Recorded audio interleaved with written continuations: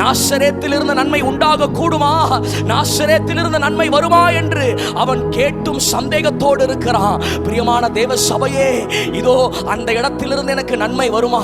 நான் தான் அந்த இடத்திலிருந்து வெளியே வந்துட்டனே, அந்த இடத்துல எனக்காக யாருமே இல்லையே, அந்த இடம் எல்லாம் முடிஞ்சு போச்சு, அங்கிருந்து எனக்கு எப்படி நன்மை வரும் என்று சொல்லி நீ உன் மனசுல சந்தேகப்பட்டு கொண்டிருக்கிறாயா?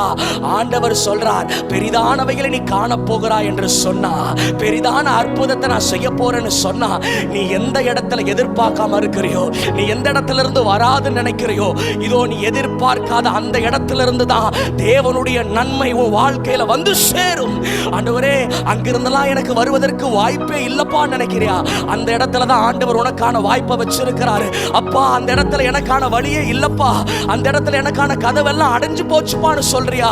அந்த இடத்துல இருந்து தான் ஆண்டவர் உனக்கான ஆசீர்வாதத்தை திறந்து வைக்கிறார். தேவ சபையே, அதற்குள் நீ பிரவேசிப்பாய், அந்த பெரிய அற்புதத்தை நீ சுதந்தரிப்பாய்.